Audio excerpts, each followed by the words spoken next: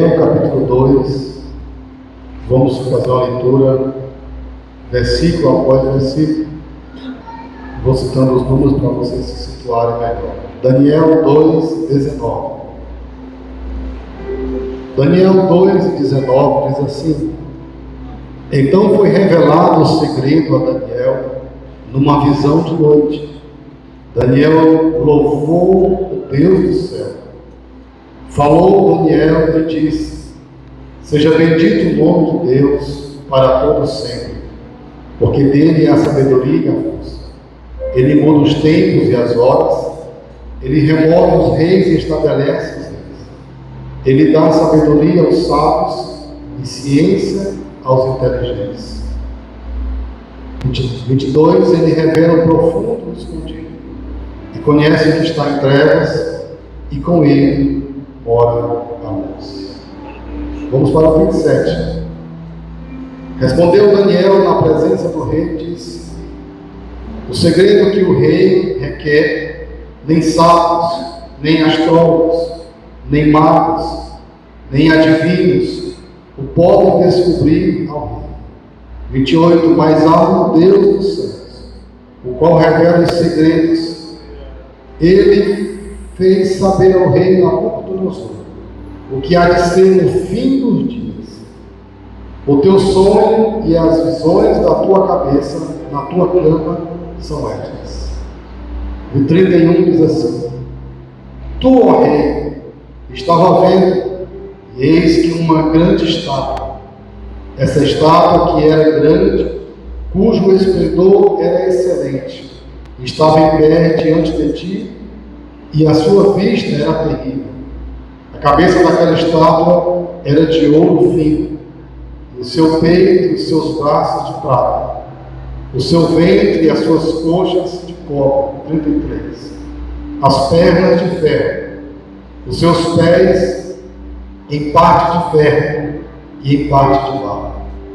Estavas vendo isso quando uma pedra foi cortada, sem mão, a qual feriu a estátua nos pés de ferro, de barro, e os 1000 soltos. Até o 34, descentado, em nome do Senhor Jesus. Hoje, nós estamos diante de algumas informações que não estava combinado, mas o mesmo Deus que coloca no nosso coração é o mesmo Deus que controla todas as coisas. 3 coisas aconteceram nesses últimos meses ou nesses últimos dias. Primeiro, há uma notícia em todos os canais de comunicação que o núcleo da Terra desacelerou. Vocês já viram isso? O núcleo da Terra. E há um canal que eu sigo ele, que eu não gosto de canal brasileiro, que tem muita fake news, um canal internacional, e ele fala que o núcleo da Terra parou com uma possibilidade de se reverter a aceleração do núcleo da Terra. Isso vai trazer interferência em muita coisa. E eu fico só olhando para tudo isso dizendo: está chegando, está chegando, está chegando, está chegando o grande dia de estarmos com o Senhor.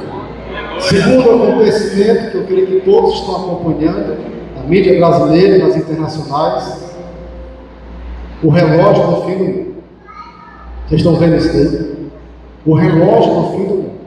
Há um relógio nos Estados Unidos, e ele é formado lá desde 64, talvez um pouco mais para trás, se não me falha a memória, e é uma equipe de cientistas que se reúnem, de repente, um período de tempo, não me recordo aqui que tempo é, mas eles se reuniram, parece que agora no mês de janeiro, e chegou a cifra de 90 segundos para o fim do mundo. Esse fim do mundo que eles falam, possivelmente seja uma guerra mundial com o uso de bombas atômicas. Mas se Jesus voltasse hoje, fevereiro 2023, para acontecer o fim do mundo, ainda passaria 1007 anos. 7 anos da grande tribulação e 1000 anos do milênio. Então esse negócio de fim do mundo, acabou, nós vamos para Marte com Elon Musk. Isso aí é história de quem não conhece teologia, interpretação bíblica.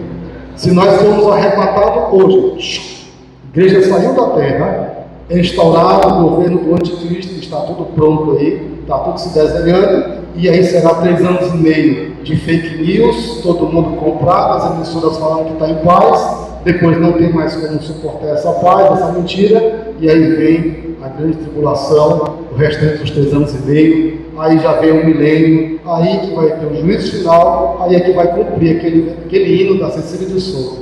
Não vai ficar nem raiz, nem ramo, onde é que tu vais morar? Eu vou com Jesus morar. Eu vou com Jesus morar. É muita informação.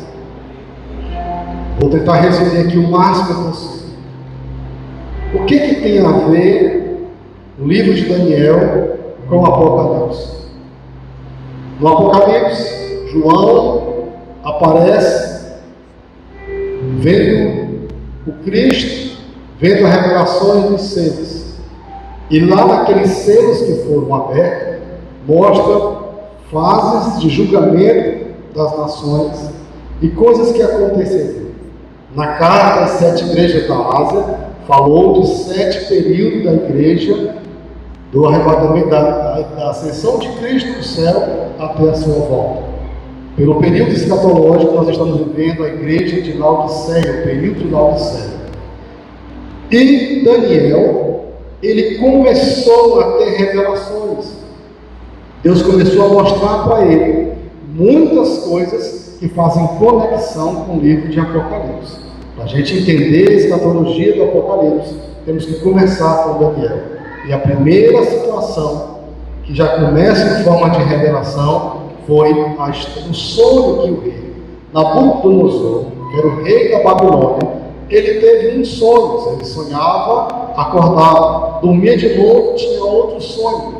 E ele ficou, como diz aqui o bom paraense, ele ficou encabulado com aquilo, de tal forma que ele não lembrou mais. E aí ele deu um decreto dizendo que os sábios da Babilônia, todos os astrólogos, todos os caldeus, todos o povo, magos e enfim, os macumbeiros videntes, eram para vir com ele, para dizer qual foi o sonho que ele teve e a interpretação do sonho, e que se não desse conta, todos iriam morrer.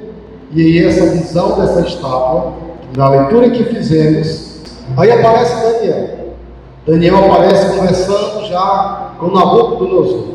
Daniel, vocês já sabem, um escravo expatriado que veio lá da região de Israel, foi para a região da Mesopotâmia ali, a Babilônia, enfim, e lá ele está, faz parte de alguém do governo, e é qualificado como um dos sábios, e através de Arioque ele recebe informação, ele chega até o rei, e ali Deus dá para ele a revelação, e essa revelação ele diz: olha, rei, o sonho que tu teve foi esse, e essa estátua significa isso. Então esse diálogo você já conhece, vamos à frente, que é muita informação. E essa é a visão de Nabucodonosor, não desse desenho aí, que misericórdia, mas ele imaginou, o artista imaginou o Império Babilônico, a capital, e ali uma grande estátua, cabeça de ouro, tórax e os braços de prata, o ventre de cobre e as pernas de barro, de ferro e de barro, e aí tem toda uma simbologia. Bom, então essa visão, ela fala dos reinos mundiais da época da Babilônia, tá? Do período de Babilônia, 636 anos antes de Cristo, até a última fase que antecede o arrebatamento. Daqui a pouco vai aparecer 2023 aí, nessa estátua. De 600 e poucos anos antes de Cristo, vai começar a aparecer ONU, vai aparecer movimento de direita, de esquerda, vai aparecer um monte de coisa aí. Vamos para frente. Aí Daniel fala: rei, esses minerais que tu viu, essa estátua, esses órgãos humanos, ele fala dos governos, e aí começa a dar toda a narrativa: ouro, prata, bronze, ferro, barro e ferro, e aí não está o lodo, e também vem a pedra que não foi feita por mão de homem e destruiu a estátua, tá bom? E o porquê da estátua? Porque representa o governo dos homens. Nimrod foi o primeiro homem que tentou organizar cidades. Nimrod, na planície de Siná, se não me falha a memória, ele tentou organizar esse modelo de cidade que nós temos hoje. E quando chega na Babilônia, Nabucodonosor institui um modelo de urbanização que começa agora a formar um modelo de cidade um tanto primitivo, mas um pouco parecido com o que nós temos hoje. E quando a gente estuda toda essa fase aí dessa estátua, você começa a se situar na escatologia, você começa a se situar no tempo e entender que tudo está relacionado com esse sonho e que tudo há uma profecia desenrolando, acontecendo todos os dias, nada é por acaso. Aleluia! Toda vez que você vê na mídia, nos jornais, alguém diz assim: precisamos de um líder mundial para que ponha em paz Rússia e Ucrânia. Alguém diz assim, na época da pandemia, o mundo precisa ser resetado. Precisamos de uma nova ordem mundial. Tudo isso faz parte dessa estátua aí. Então vamos à frente. Segure aí que eu vou falando passo a passo, para que você possa entender. É um estudo e você vai entendendo passo a passo. Vou ganhar tempo nos 2 primeiros tópicos e vamos para o final, que é a nossa fase que a gente está passando. Cabeça de ouro era Babilônia, 626 anos antes de Cristo. Na visão do capítulo 7 de Daniel, a Babilônia é representada por um leão com asas. Estava lá no rio Eufrates, uma grande cidade, uma cidade com jardins suspensos, com muito ouro, dominava o mundo todo. E as pessoas eram trazidas dos países lá para a sede da Babilônia. Nesse período já estava aí na Babilônia o rei Jeoaquim. E também já estava, se não me falha a memória, Ezequiel, mais ou menos assim, já era contemporâneo dessa fase, estava lá Daniel. E aí, nesse período, Deus se revela em sonhos para Nabucodonosor, falando com ele, dizendo o que aconteceria. E aquela cidade tinha 16 quilômetros de muralha, passava no meio dela o rio Eufrates. E era um período de glória, um período de muitas conquistas, um período que, como se a Babilônia fosse o Dubai nos dias de hoje, como se a Babilônia fosse Nova York nos dias de hoje. Todo mundo sonhava um dia para a Babilônia, pelo menos como escravo. Tanto é que ninguém queria fugir com facilidade nos primeiros períodos do governo de Nabucodonosor. Vamos para frente. Esse rei é destronado, o rio Eufrates é interrompido as suas águas, o povo entra, e aí chega o período da prata dos peitos e dos braços, que foi o período de Ciro e de Dário. Mataram todo o povo da corte, mataram o rei e assumiram como governo dos Medo-Persas, né? Acho que é daí que vem a palavra medo, né? Mas não é. Os Medo-Persas, ficou Dário e Ciro, conquistaram a Babilônia. Nessa época da conquista já não era mais Nabucodonosor, já era Belsazar. Mas vamos para frente. Bronze, 539 anos antes de Cristo. Já era, só falando aqui da prata, é o urso. Depois você vai entender aí, estudar, por que aquele urso aparece com 3 costelas na boca, né? Por que esse urso aparece com 3 costelas? Aí vem o terceiro, que é o bronze. O bronze é o Império Grego.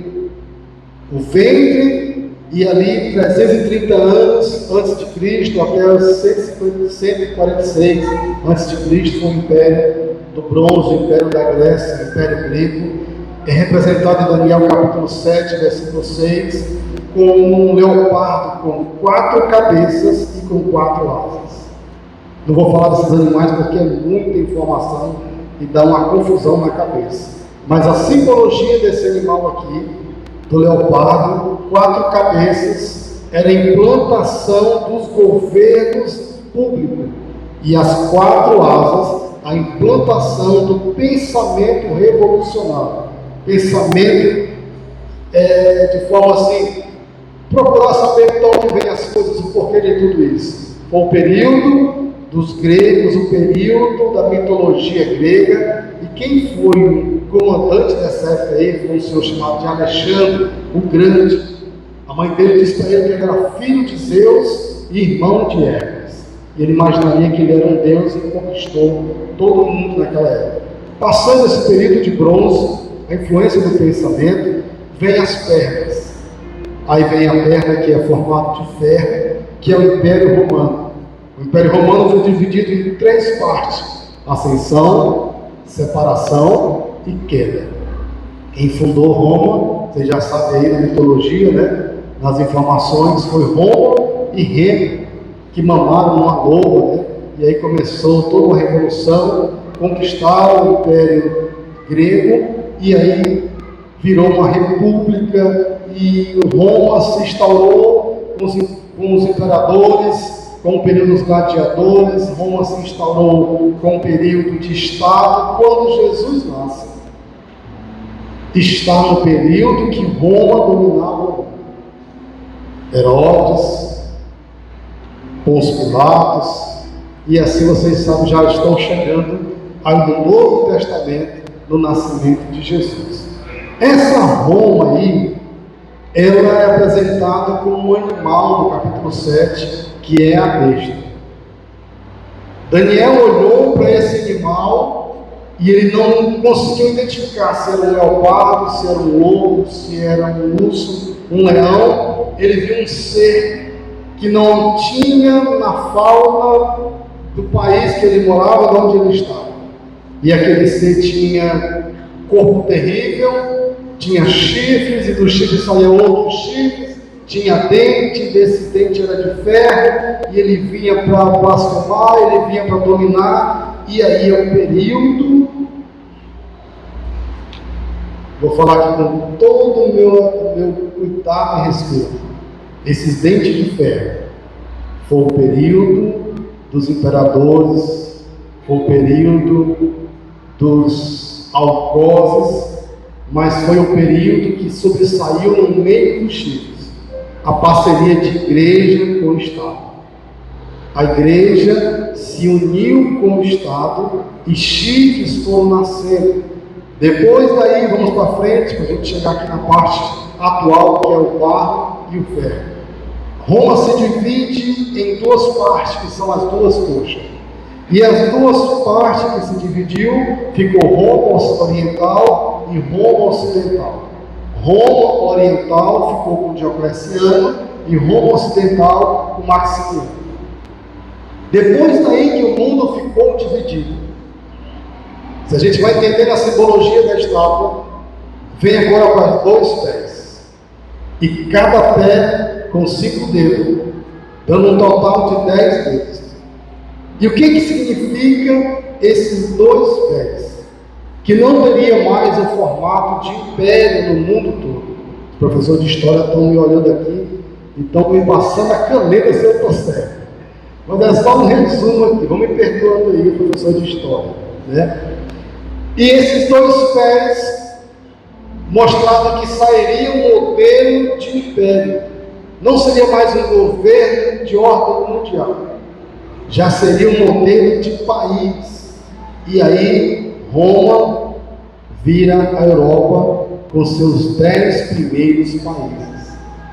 E esses 10 primeiros países, que representam os 10 chifres que Daniel viu no capítulo 7, ele começa a mostrar as nações que estavam regidas por um governo físico, que eram os chifres, mas por um monstro, que era um governo espiritual, que estava inserido no modelo romano de administrar, que estava inserido no modelo romano de religião, um ser que guiava os países da Europa. Porque naquela época a Europa era considerada o centro do mundo. A Inglaterra colonizou os Estados Unidos. Portugal, o Brasil, a Espanha, os países latinos, Alemanha, Itália, e assim vai, todos esses 10 países dominaram o mundo daquela época. Daí para frente, foi fundada a ONU. E a ONU foi uma confederação, vou usar aqui uma linguagem bem mais clara, a ONU foi uma unidade, como fosse uma associação, um concílio, uma convenção, um aglomerado de união de pensamentos para defender a paz. Porém, vamos para frente, o que significa esse barro e o ferro? Começou com ouro, foi caindo de qualidade para prata, foi caindo de qualidade para bronze, depois foi para o ferro e chegou no barro, e está o ferro misturado com barro, ainda vai aparecer um lodo nesse barro aí lá na frente. O que é isso aí? Existem várias linhas de interpretações, mas uma das que é mais aceita pela Assembleia de Deus, pelos teólogos, é: barro representa a democracia e o ferro representa a monarquia. A forma de governar. Monarquia, o rei manda e todo mundo obedece, todo mundo cumpre. Todo mundo é parceiro do rei. Monarquia, ferro. Democracia é barro, maleável, mole, passageiro, ninguém manda. Quem manda é o Supremo, é o Senado, é a Câmara, é o Presidente, é o IBAMA, é a SEMA. Ninguém manda em nada. Todo mundo é barro. Outra informação sobre barro e ferro fala também do governo tecnológico. Preste atenção para você não sair daqui falando heresia. Barro e ferro é uma representação também de um mineral que tem em todos os aparelhos eletrônicos, chamado de silício. Silício é formado por barro e ferro. A nossa televisão, nosso celular, todos os equipamentos eletrônicos, controle do teu carro, controle da tua moto, controle do teu portão, tudo que há, componentes eletrônicos, painel da moto, painel do carro, tudo que há tem uma plataforma chamada de placa, circuito elétrico, né? Me ajude aí os estudiosos aí de tecnologia, tem esse componente e ele é formado de ferro e barro, que é o governo digital. Isso aí, você assistindo o filme, você vê isso aí acontecendo em muita coisa. E falando sobre os dois pés, preste atenção. Começou uma guerra no mundo de influência ideológica. Por que dois pés na visão? Estou falando que já estamos vendo quase 2023 aí. Começou uma influência ideológica dos dois pés. Países que tinham influência da Inglaterra e Estados Unidos, e países que tinham influência da União Soviética, que é a Rússia que hoje conhecemos. Para quem estudou história sabe que na Segunda Guerra Mundial, se não me falha a memória, a primeira ou a segunda, me perdoe aí, Berlim ficou dividido no meio. O muro de Berlim. De um lado, quem tinha um pensamento capitalista colonizado pelos americanos. Não é isso? Do outro lado, quem tinha um pensamento socialista colonizado pela União Soviética. Criou-se um muro no meio chamado Muro de Berlim. Aí tem a interpretação teológica que esses dois movimentos mundiais, capitalismo e socialismo, são os dois pés. E esses dois pés, seja barro, seja monarquia, seja democracia, seja ferro, eles foram guiados por esses dois pensamentos baseados na maçonaria e nos iluminados. Esses dois pés, essas nações, começaram a ser governados por modelos religiosos, ideologias religiosas, baseadas em valores da maçonaria e valores dos iluminados. Qual é a diferença? Vamos lá, para você entender. Existe jogador que quando ele faz o gol, ele beija os pulsos. Existe cantor que tira uma foto assim. Existe cantor que quando grava um hino, ele faz assim. Esse puto é muita idade, segura. Segura. Tem cantor gospel, cantor evangélico, que ele faz assim. Tem cantora crente que o piso do DVD dela é preto com branco. Tem artista que faz assim. O que é isso, pastor? Se a gente for entrar nisso aí, dá um nó na cabeça. É tanta coisa, mas vou tentar dar só uma luz aqui. A maçonaria, ela...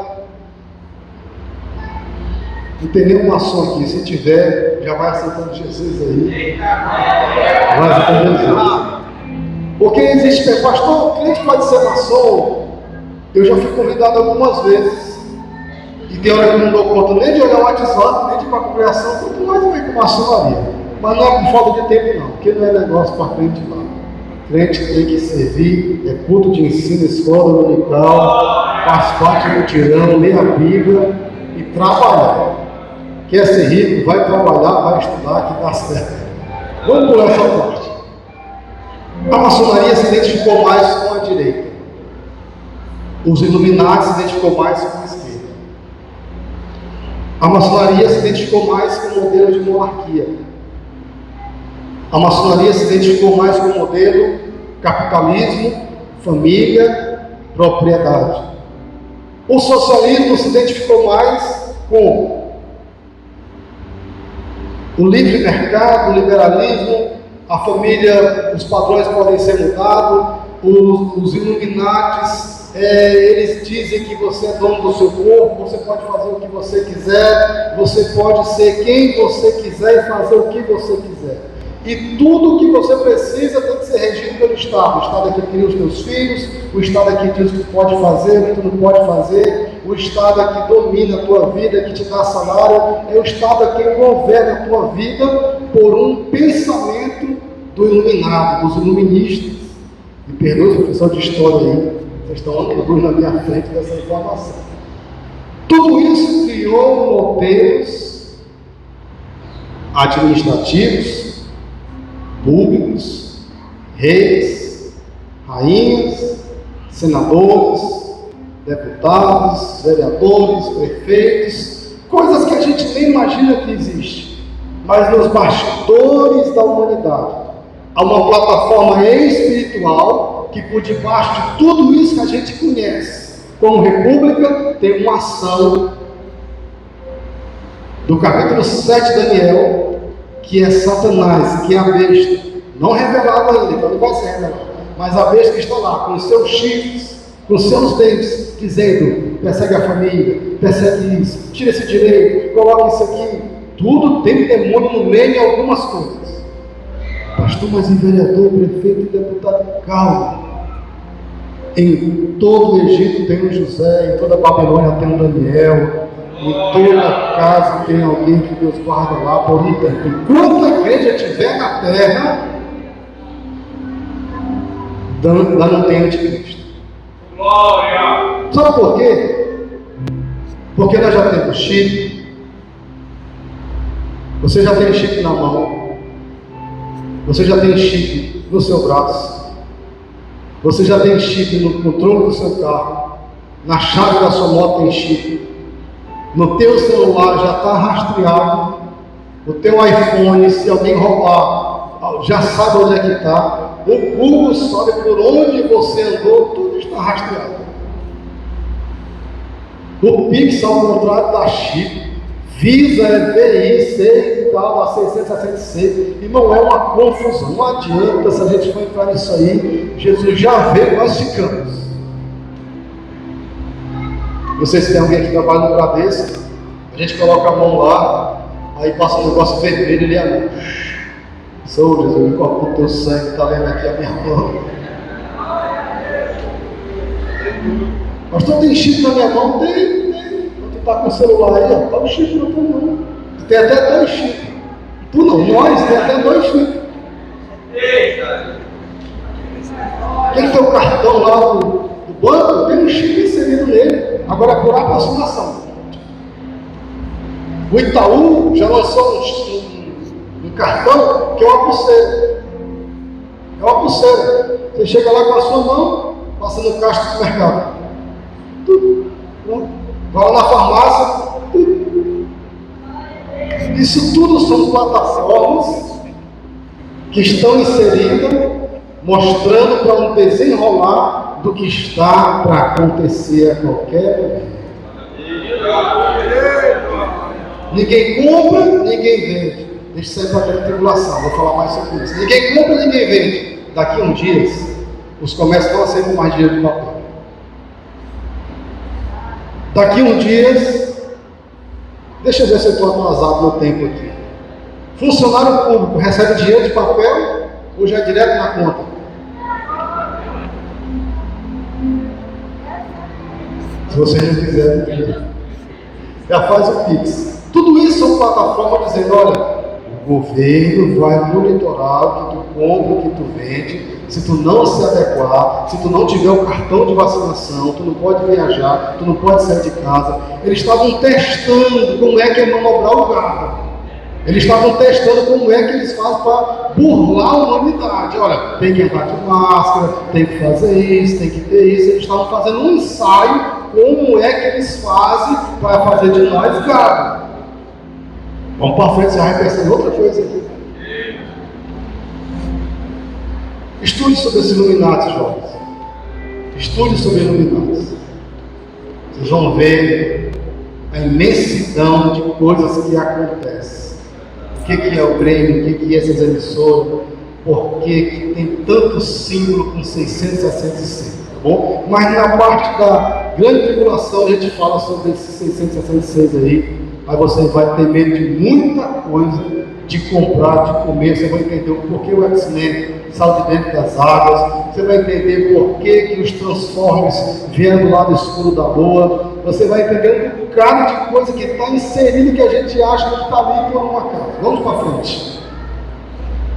O barro tinha lodo nele.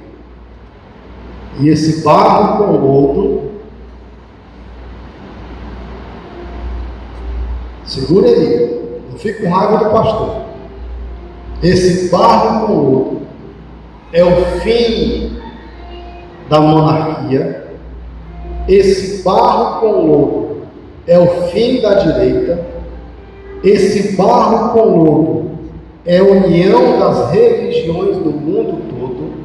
Esse barro com lodo é Israel que vai se convencer de um modelo tirando o princípio de religião.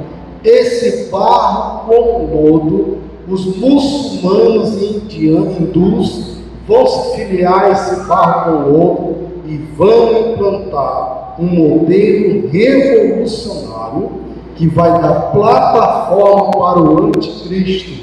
Igreja perseguida, família perseguida, valores destruídos, muita coisa. Isso é o barro com lodo. Quem é o lodo? Lodo é um fungo, é uma alga, é um descuido. O que é lodo? É uma sujeira? Lodo, aquele que dá na beira da calçada, aquele que dá na tinta, aquele lodo. O que é isso aí? O anticristo. Por que ele é uma alga, ele é um fungo? Ele vai entrando sorrateiramente no sistema, vai corrompendo juízes, vai corrompendo desembargador, vai corrompendo político, vai corrompendo artista, vai corrompendo a Assembleia de Deus, os pastores. Daqui um não pode mais falar mal de ninguém, porque senão perde isso. Aí daqui um pouco o lodo vai amordaçar todo mundo. Aí vem a parábola das 10 virgens. Todos estavam dormindo. Sabe o que é a virgem dormindo? Não pode falar nada, senão perde o carro. Não pode falar nada, senão perde a portaria. Não pode falar nada senão é expulso da igreja. Não pode falar nada senão cai no tédio. Vocês três sabem que é. Irmão, o lodo é a força maligna que vai nos calando devagar. As 10 virgens todas dormiram. Não é isso? Todas dormiram. Qual é a diferença? 5. O que é esse 5? 50%. O que é esse 50%? Uma parte não se corrompe, uma parte não se vende, uma parte não se entrega, uma parte não se paga, uma parte paga o preço, uma parte é quadrada, uma parte da igreja vai mandando, não, eu posso perder tudo, mas Bíblia é Bíblia.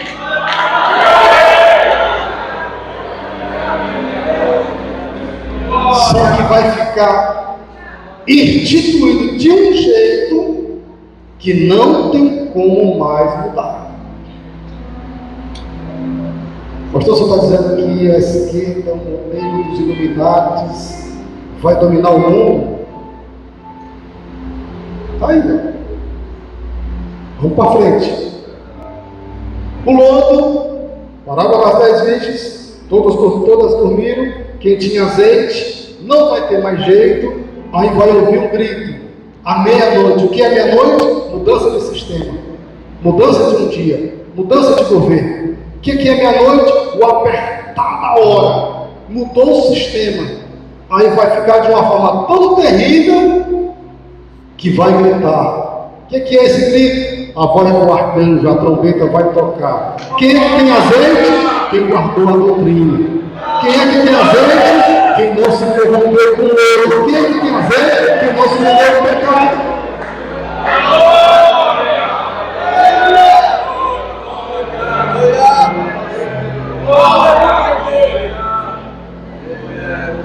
Entre no banquete. Aí os outros 50%. Pode ficar com isso lá aí. Pode ficar com isso quando voltou. A porta está fechada, acabou, Benetel. Fomos para o céu. Tem muita coisa que não dá tempo de falar tudo. A igreja é arrebatada. A noiva entra para as bodas, o noivo.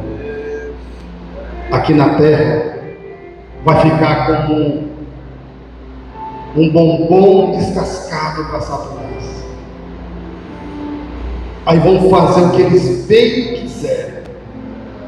Aí vão implantar todo tipo de desejos que eles sonham em colocar e implantar no mundo. O lodo, essa besta, esse animal do capítulo 7, esse barro, tudo isso está inserido e vai se auto-revelar. A encarnação do mal, revelada em um homem. Que homem é esse? Não sei, está por aí. É o Macron. É o príncipe de Dubai, é o príncipe do Catar, é o fulano de tal, não sei. Ele está por aí. Vai ser um do mar, que é da multidão, das nações, um da terra, que é de Israel. Depois a gente fala isso lá no centro do Apocalipse. Vamos para frente. Igreja tirada da terra. Ficou para trás todos os impérios. Aí vem uma pedra que não foi cortada por mão nenhuma, que não teve auxílio de máquina nenhuma, uma pedra que não se corrompeu, que ela não tem valor. Os minerais de prata, ouro, bronze, ferro e barro são materiais que podem ser comerciais, mas a pedra veio do céu. Quem é essa pedra? Jesus. No final da grande tribulação, ele vem. Aí sim, todo olho verá, para salvar Israel. Aí a batalha da Magedon, Satanás é preso 1000 anos, coloca ele lá na papuda, né? Lá no buraco negro. Aqueles buracos negros tem no espaço, lá que eu vou prender Satanás. Não imagino aqui na minha imaginação.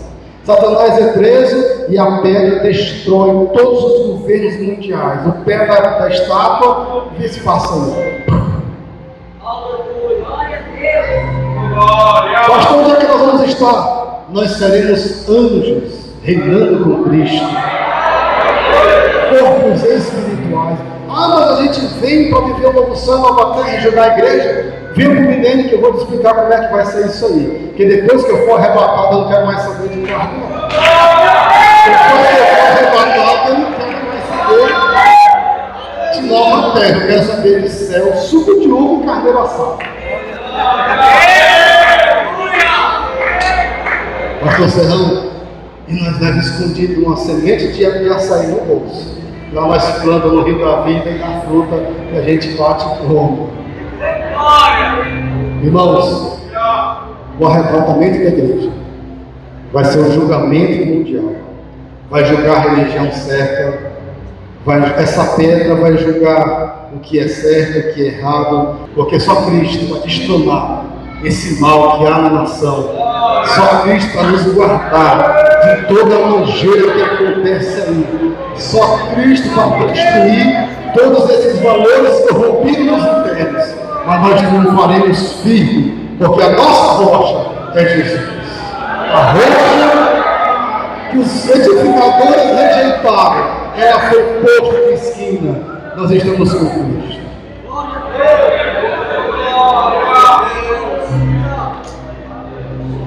Pega o seu celular agora aí, para a gente concluir. Faça uma anotação no papel. Faça uma anotação aí no teu WhatsApp. Manda para o teu esposo, manda para o teu marido. Deixe registrado aí em algum lugar para você pesquisar quando chegar em casa. Cerimônia satânica. Escreve aí. Você vai pesquisar no YouTube. Cerimônia satânica.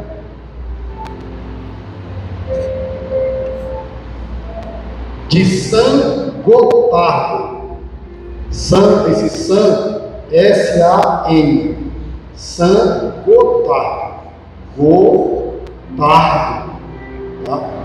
Você vai entender quem é Angela Merkel, Emmanuel Macron. Você vai entender o que é o acelerador de partícula. Você vai entender quem é a Suíça. Você vai entender que está por trás de todas essas plataformas nojentas que tem aí. Você vai ver lá nesse vídeo Cerimônia Satânica de San Gotardo. Você vai entender que essa estátua ainda está de pé.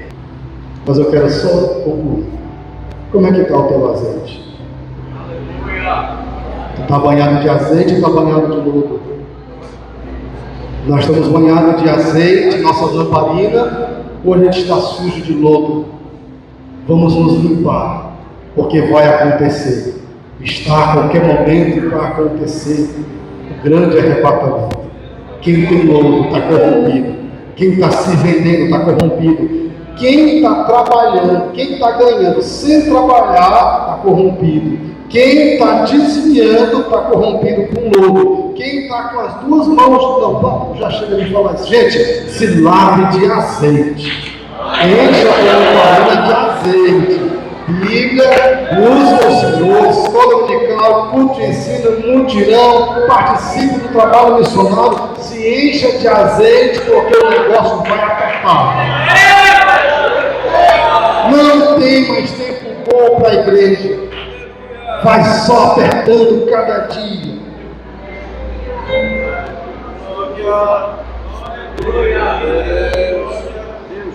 Misericórdia da minha vida, Senhor.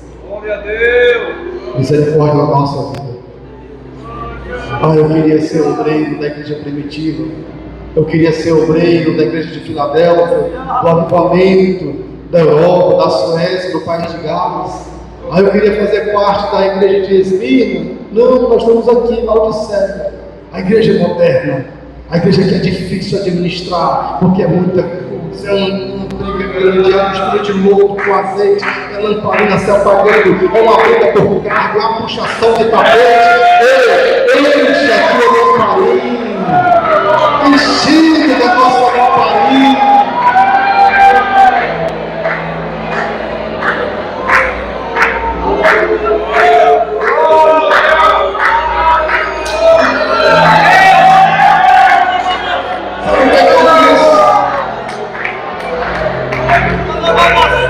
Eu penso que de certo tempo para frente, Noé deve existir um povo.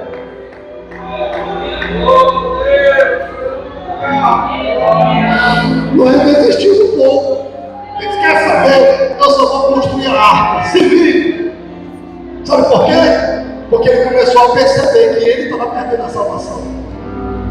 E cuidar de igreja hoje, tem hora que a gente acha que nem a gente vai para o céu, porque é tanta confusão, é tanta batalha. A gente olha e diz assim: Senhor, se eu for resolver isso nesse departamento, não vai dar certo, eu vou desviar. Assim, se eu for buscar esse direito, se agarre com azeite, se agarre com azeite, se agarre com azeite, se agarre com azeite. Curva a sua cabeça. As tuas misericórdias, Senhor, são as causas de nós sermos consolados. Cobre-nos com a tua graça. Nesses 10 cultos de ensino sobre escatologia, abre os nossos olhos. Abre os nossos olhos. Para sermos uma igreja avivada. Sermos um crente, Senhor, que lute nessa batalha da vida. Fortalece a nossa fé.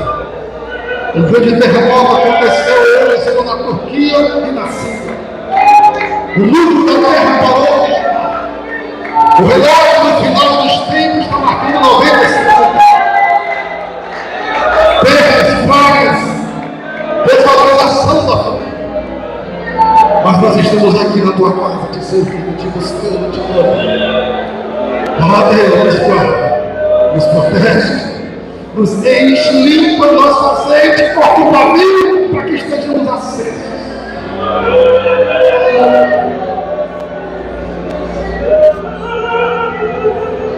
Que nunca falte um óleo sobre a tua cabeça.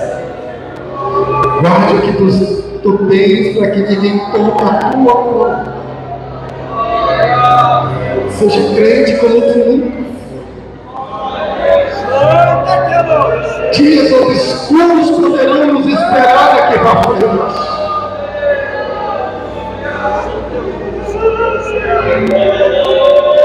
Mas aquele que tem o sangue nos umbrais das portas, pragas virão. Mas enquanto não for a hora de sair do Egito e para Canaã, o sangue nos umbrais das portas vai te guardar, vai proteger o teu lar, a tua vida, em nome de Jesus.